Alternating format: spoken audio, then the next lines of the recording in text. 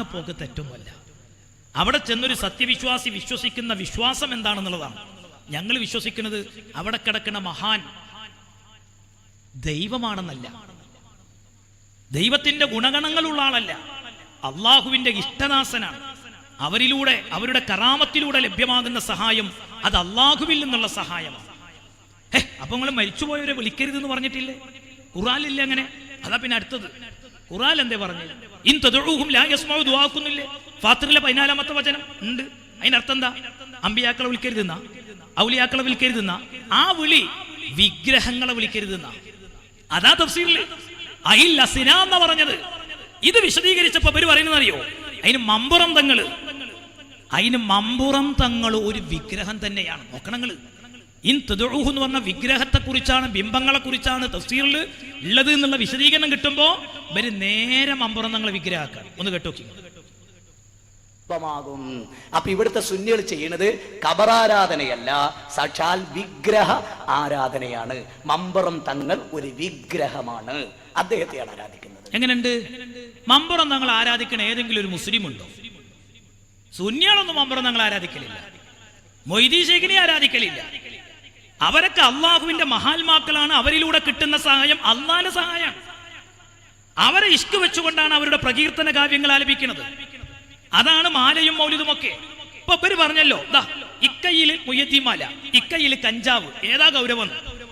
മുഹ്യദ്ദീൻമാലയെ കുറിച്ച് നിങ്ങൾക്കറിയോ? ഈ മുഹ്യദ്ദീൻമാല മലപ്പുറം ജില്ലയിലെ കൊണ്ടോട്ടിക്കടുത്ത് നെടിയിരിപ്പില് പതി ഉസ്താദുമായിട്ട് അലവി മൗലവി ഒരു ചർച്ച നടത്തിയിരുന്നു. ആ ചർച്ചയില് അലവി മൗലവി പറഞ്ഞെന്തറിയോ? പതി ഉസ്താദ് അർത്ഥം വെച്ചു കൊടുത്തപ്പോ മുസ്ലിയാര് പറഞ്ഞ പോലെയാണെങ്കിൽ യാതൊരുവിധ കുഴപ്പമില്ല എന്നാ. അങ്ങനെ പതി ഉസ്താദിന്റെ മുന്നിൽ അലവി മൗലവി പത്തി മടക്കിയതാണ് മുഹ്യദ്ദീൻമാലയിൽ. ആ മുഹ്യദ്ദീൻമാല ഒരു കയ്യിൽ കഞ്ചാവുമായിട്ട് ഏതാ ഗൗരവം എന്ന് ചോദിച്ചാൽ, ഇവരെ പോലെ വിവരമില്ലാത്ത ആളുകൾ എന്തെങ്കിലും വിളിച്ചു പറഞ്ഞാലൊന്നും മുഹ്യദ്ദീൻമാലക്കുള്ള പോരിഷ കുറയില്ല. ആ മാലയോട് അവർക്ക് വെറുപ്പ്. ഞാൻ അവസാനിപ്പിക്കാം. എന്നാൽ മുഹ്യദ്ദീൻ ശൈഖിന് ഉള്ള മാല അവർക്ക് വെറുപ്പുണ്ടാവും. കാരണം ഇവര് അൽമനാറിൽ എഴുതിയത് എന്താ? ശ്രീ ശങ്കരാചാര്യരുടെ അദ്വൈതവാദം മുഹ്യദ്ദീൻ ശൈഖിന്റെ തലക്ക് സ്ഥാനം പിടിച്ചിരുന്നു എന്നല്ലേ? എന്നാൽ ഇവരെഴുതിയ ഒരു മാലയുണ്ട്, അതിൽ 2 വരിയും കൂടി ചൊല്ലി ഞാനാണ് അവസാനിപ്പിക്കുകയാണ്. ഇവർക്കൊരു സമാധാനത്തിന് വേണ്ടി. അള്ളാ തീരുപ്പേരും തുതിയും സ്വലാവാത്തും എന്നുള്ള മുഹ്യദ്ദീൻമാല തെറ്റാണെങ്കിൽ അതാണ് ഇപ്പൊ കഞ്ചാവിനേക്കാളും വലിയ അപകടം. എന്നാല് നല്ല സംസം വെള്ളത്തെ പോലെ പുണ്യുള്ള സാധനം എന്നറിയോ? അത് ഇവര് പറയണ ഈ മാലക്കായിരിക്കും. ഏതാണ് ആ മാല? ഉമ്മറുമാല. ആ മാല തുടങ്ങണേന്ന് എങ്ങനെ നിങ്ങൾ?